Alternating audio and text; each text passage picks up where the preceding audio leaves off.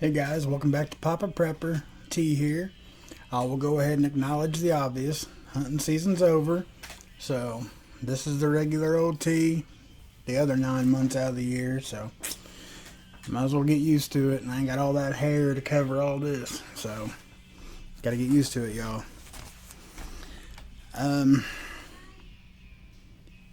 You guys, I'm gonna steer clear of the political stuff tonight, just because, I'm sure we've been watching it all day. Okay, we all know what's going on. Trump's been banned from social media all the way around, period. We all know how easy that is to get around. Fake account, post a video long enough for people to see it, save it if they need to, whatever. But I really don't want to, I just want to get into the prepping aspect of it. Because, like I said, we all know what's going on, okay? We've been robbed. We know that. There's a lot of theories, a lot of rumors. A lot of those rumors put a little bit of hope in you, but again, it might be a false sense of hope, so I'm not going to spread it just yet, But tonight, I want to hit on. I've done a video before that I did a little bit on being disabled or handicapped and bugging in or bugging out. But I've got some emails and several comments on some of my videos. And nothing bad. It's all been good. But there's a lot of people that are disabled or handicapped and are alone. And they're scared. They're scared because they're going to have to just deal with whatever comes their way, that's the harsh reality of it. Either they don't have family or, they're just in no shape to bug out or, it's scary. We all, in a sense, try to, we're preppers. We want to think we can handle this. But you're a damn fool and a liar if you can say you're not scared. Maybe if you are a healthy individual, you're athletic and the best shape in the world, and you're alone and nothing to lose, and you got a good stockpile, maybe you are looking forward to it. Maybe you don't have the fear of losing your family. Or, the fear of, falling victim to something just because you can't keep up. Or, whatever the worst case scenario may be. That's what these folks, a majority of them, are living with. So I want to take tonight and kind of cover some more hopefully helpful information, tips, stuff I've gathered off the internet, just to kind of get it out there to these folks, okay? Because that's important to me. Nobody, healthy or not, should not be alone during all this and have to, go alone at this because, it's scary. It's going to be very scary. And I just want to make sure that they have the best chance that the rest of us do, Technically, it's not on paperwork, but I could be considered disabled if I pursued it. But I'm not to that point yet. I'm not ready to give up. And I'm not saying just because you are disabled that you gave up, so don't misconstrue that. It's just that it's a pride thing, okay? For me, it's a pride thing. Anyway, with that being said, I'll go ahead and jump in this. One of my biggest concerns is the lack of prescription medications that we're going to be able to access.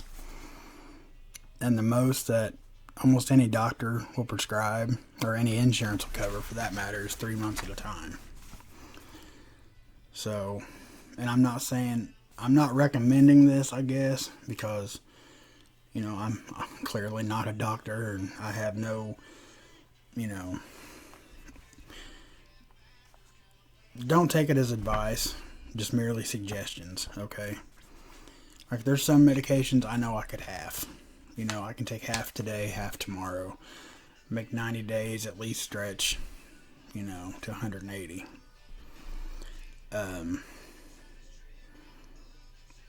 Or there's some medications I could probably get away with just taking one every other day. The same effect. Make 90 days, go to 180. Now, obviously, when it comes to insulin, stuff like that, you can't do that. Definitely don't even try to do that. Blood pressure medication, stuff like that, don't play with that either. I know once you're out, but, now there are, you could possibly, like, homeopathic medicines, like remedies, homemade remedies, supplements, natural alternatives. There's all kinds of herbs and things like that have all kinds of medicinal purposes or properties, and, you can look into things like that. But I would strongly suggest, like, start learning what you can right now, if you haven't already. Because, you never know. It could be tomorrow. It could be, 3 years from now. But there's no doubt in my mind it's going to happen, folks. And I think I'm not fear-mongering, but I feel it's going to be a lot sooner than later. So I would definitely, if you haven't already, get the jump on learning what you can about your medication. And we all know there's all different sorts, all different forms of disability, all different handicaps. Some people, you look at them, they appear, as healthy as a horse, whatever, but you don't know what's happening inside of them. So, just because somebody, and I used to be bad at that. Like, you see somebody that takes a handicap parking place at Walmart or whatever with handicap tags, and they get out and 25-year-old bouncing all over the place, looks healthy as could be. Well, you don't know what's going on. They could have severe heart conditions. They could be very bad asthmatic where they can't walk that far, stuff like that. Just keep in mind that, looks can be deceiving. No matter what kind of, if you have any kind of devices, that help you in your handicap or your disability, you want to make sure that those are always in proper working conditions. Make sure if you have, wheelchair, that the tires are in good shape, that, everything's tightened, and, because this happens and, the SHTF, and, you're dependent on that wheelchair, and, a week or two into it, your wheel falls off, what are you going to do? If there's nobody to call, or, just while you're able to now, and while you have, resources, try to make sure everything that you need is in good working order. And if you have a battery powered, an electric wheelchair, I would suggest, and it won't be as comfortable, but I would suggest in getting a folding wheelchair just to keep in your closet, or, keep in your garage or somewhere put up, because grid down situation, unless you've got a healthy amount of solar power, you're not going to be able to charge that wheelchair, and you're not going to have mobility if you're dependent on that wheelchair. So you always want to have backup mobility devices, okay? Even if you're on a walker or you depend on a cane, have a couple extra, store them in the trunk of your car, store them in your closets. If you are fortunate enough to have family, and say you're bugging out there, see if they have somewhere you could, stock some of this stuff. So it's already where you're going, I mean, anything that you can get now that will further any kind of comfort you may have or any needs that you have, and any way you can prolong the use of that stuff, do it now.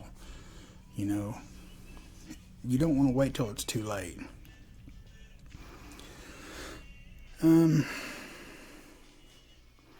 If you can, like I just said, if you have an alternate storage area, like, your car, or, wherever, a neighbor's house, something like that. Don't keep all your spare medical equipment, like wheelchairs and walkers, don't keep them all at your house if you can keep from it. Because,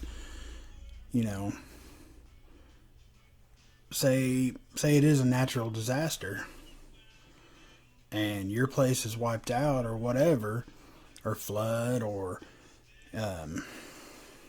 whatever, bugging out, if you're able to bug out, you don't want to have to try to pack all that stuff. Or if it gets destroyed in a natural disaster, it might be, over at Aunt Flo's house or whatever, could have been unscathed by this natural disaster, and you got perfectly good equipment over there.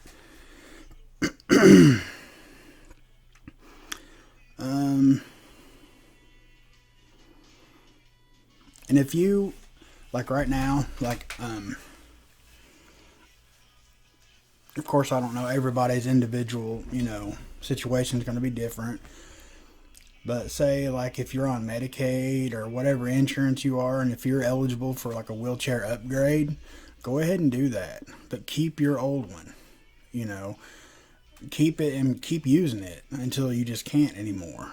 So you always have that brand new backup. I can't express, drill that home enough that you're going to want backups. Any kind of devices you have to have, you're going to want backups of that. I mean, and it's everything. Okay, here's a little list that I found online. Whenever you replace an older piece of equipment, such as a walker, wheelchair, dentures, eyeglasses, or prosthetic limb, keep the old equipment as backup. Which I suggest keep using the old until you just can't anymore. Then use the new. As long as it's still safe. Okay. Obviously, if you ride around in a wheelchair doing this, you don't want to do that no more unless you just have to, okay? But if your old equipment is putting you in harm's way, yeah, ditch it. But, if it's still usable, I would totally get all the use out of it you can.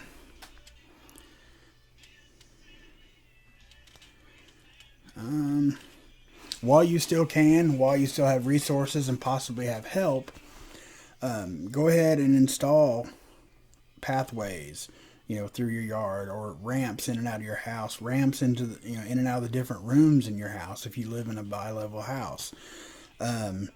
Anything you can do to make it easier on you in SHTF if you are by yourself, and I know not people's got a lot of money, okay? But still, you can put in some ramps and stuff relatively cheap, as long as you can get some help to do it. That's a lot of what this comes down to, is just having somebody to help. And I know that, trust me, I know that's not an easy thing to find. Now, I do know, like, if you need, like, oxygen tanks, what's other stuff? Like any kind of breathing, inhalers and stuff like that. You can usually talk to your doctor or your insurance, and you can get a pretty good backup supply of that stuff. I know somebody that just had to, actually. And they will bring you extra tanks full and stuff like that. Now, I don't know how long that'll last, but having some extra is better than none.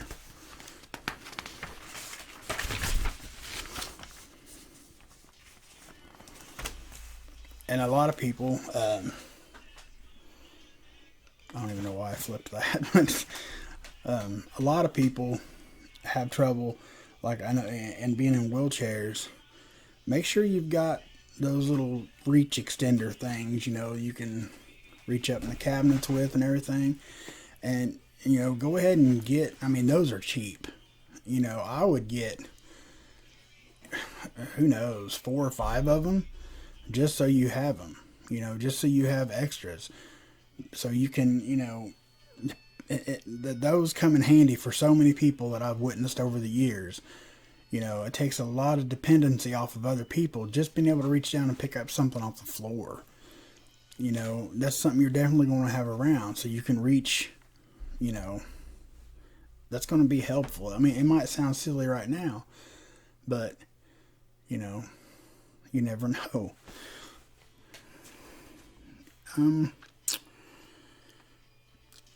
Okay. I was talking about while you can get help. Excuse me.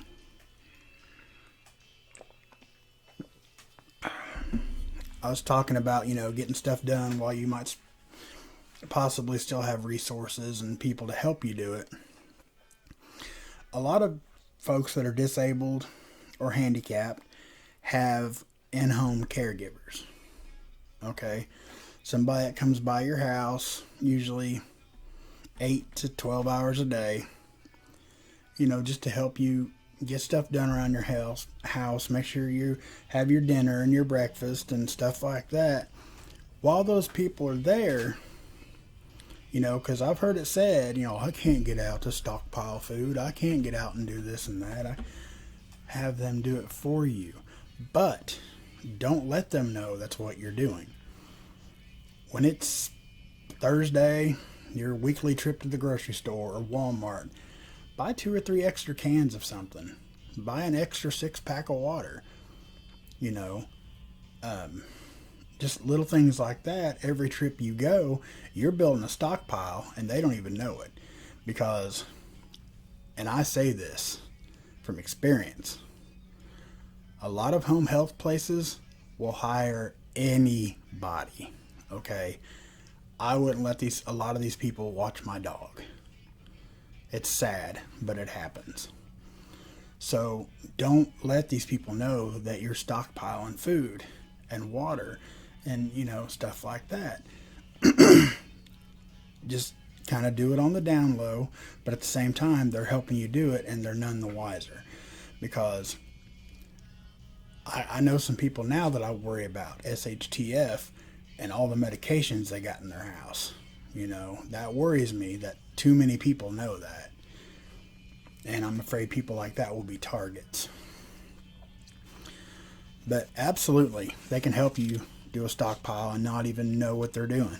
And have those people that are getting paid to be there, have them help you install the stuff you need to make your life a little bit easier. Have them help you put ramps in your house or install, bars, down the hallway or in the bathtub, wherever you think, if you're alone, wherever you think you might need something, have them do it. That's why they're there.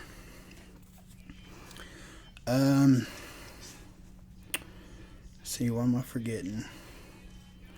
And if you're,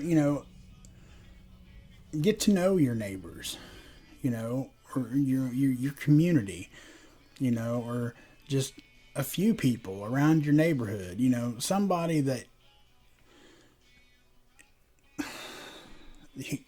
you can hopefully depend on to at least come check on you, or, run to the store for you, or maybe you can trust them to go get you some groceries on a weekly basis, before it gets too bad.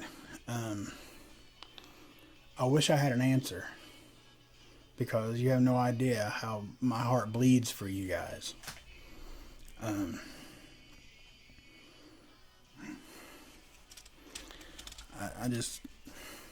I'm trying to, sorry guys, I'm racking my brain trying to think of anything else that,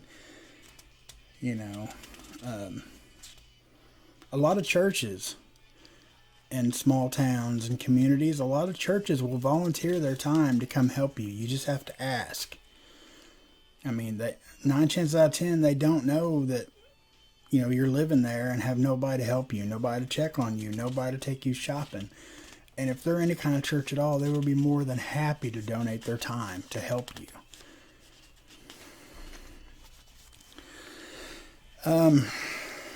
Prepping if you have a service animal, or bugging out if you have bugging in or bugging out with a service animal. How about that? Basically, it's kind of the same as bugging out with your, regular pets, except for ultimately, and this will get me some booze probably, but your grandma's service dog, if she's bugging out with you or you're bugging in with her service dog ultimately takes precedence over your family dog. Okay, that service dog is her lifeline in a lot of cases. That dog needs to be taken care of like she's one of y'all. Okay, now I got fur babies, I get it, but even though as much as I love them, that service dog ultimately is more important.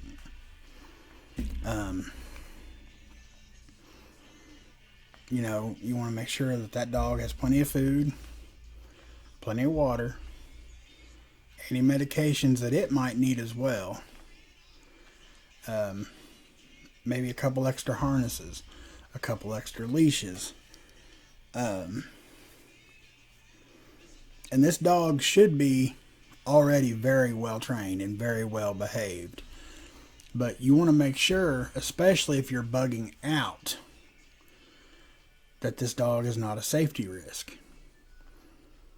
Because bugging out depends mainly on a lot of, so to speak, covert operations, okay? So if your dog sees a deer or a squirrel and he starts, you're done. That could have been lunch or dinner, or, say you're hiding from somebody and the dog starts barking. Or, you don't want, and that's for pets too, make sure that your pets aren't going to be a health hazard, in the long run. Make sure that they are desensitized to loud noises and gunshots. You want to make sure that they're going to handle that okay, and not run off on you, or, like I said, start barking and give your location away. As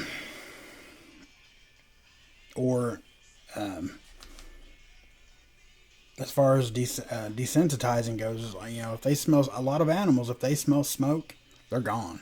They know. So you want to, make sure that's not going to happen. And if, they can do they can help you aside from just being a service dog. If it's a big enough dog, they can carry packs. They can carry their own food, their own water, their own medications, whatever it is. They buy packs for service dogs. So that could be helpful as well.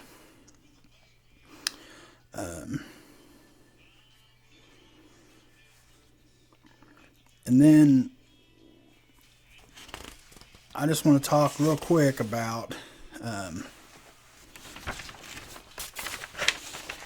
say, this kind of goes back to what I already said, but mental awareness. Okay, say this person's bugging out with you or bugging in with you because you're ensuring their safety. Okay, so now I'm basically talking to you as a caregiver, you as family. Not so much the disabled or handicapped loved one. I'm talking to you, the one that promised them you're going to keep them safe, you're going to keep them comfortable, okay? if you know this person's coming, okay, they're bugging in with you at your house, or they're bugging out to your house, or you got to go pick them up and bring them to your house, whatever. Make sure your house is ready for them. They're already getting displaced. For most people with disabilities or handicaps, that's automatically the most awkward, uncomfortable situation there could possibly be. Okay, so make sure your home is as comfortable and, whatever that word is I'm looking for, accessible. Make sure it's as comfortable and as accessible to this person as you can. Install handles and shower bars in the bathtub, or the garage, or the barn, or the back porch, wherever they might be. Make sure they have a way to get around. Make sure they have something to pull themselves up on. Excuse me, I'm sorry. If they're not very mobile, make sure you've got a portable toilet that can go beside their bed. Make sure that, or you have, bedpans or something like that within their reach. If they're able to do that themselves, just make sure it's within their reach. Make sure, their bed, make sure you have a side table or a nightstand or something by their bed so they can have, snacks or drink, whatever they possibly need. And you're busy, running security, or, whatever it is. You could be out collecting water, or, whatever. In any case scenario, make sure they have things accessible to them. You don't want to be, can you imagine laying in bed, needing something to drink so damn bad, you're going nuts, and you look across the room, and there's a bottle of water sitting on the table 10 feet away, but there's no way you can get it. It's stuff like that. You can buy, messenger bags, or fanny packs, stuff like that they can actually wear, keep on them. If they're in a wheelchair or whatever, or on their walker, where they can store their own little supply of water and snacks, and, just make sure that the stuff is accessible to them. Like most of us prep, the flour and this and all that, we put it in great big containers that can stack, and, well, we need to make sure that we have stuff in littler, lighter containers for them as well. Stuff that they can manage themselves to get open or to put away, or, not everybody is going to be able to use a Berkey, or, if you can, just keep small bottles of water around. Stuff that they can use, okay? Stuff that's easily accessible in any situation for any individual, no matter their disability, no matter their handicap. Just make sure that they have this stuff at their disposal, and as easily as possible.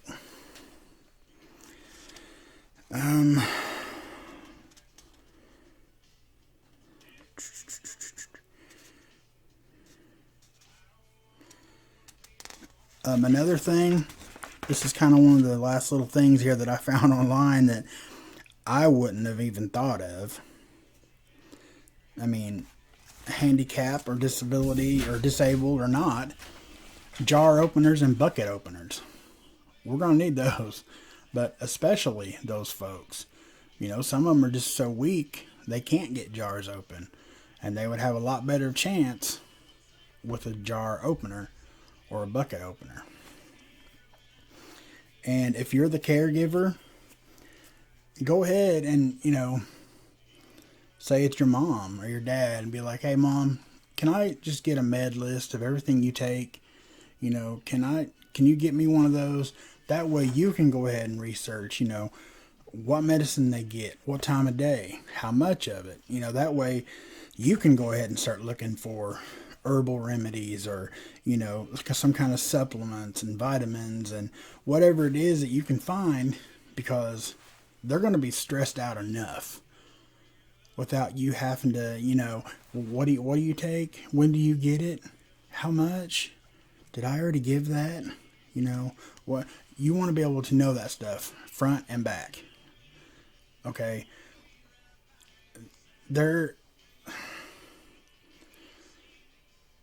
Don't ever think that the only reason they chose to let you take care of them in this worst case scenario situation is because they had nobody else. Because trust me, if it was me and I knew I was going to your house just to kind of we'll get to you when we can, no, I'd just stay right where I was at. And you don't want loved ones feeling that way. You don't want them feeling like, the only reason they let you come is because you think you're obligated.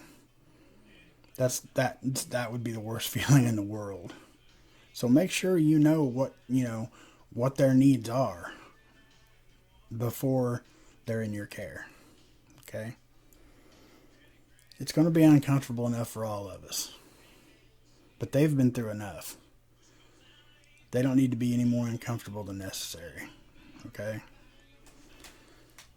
So, I think that's all I got for tonight. I said I'd try to keep it short, and here we are at a half hour. But I just kind of want to get that point across. And, because I hate the thought of anybody feeling scared.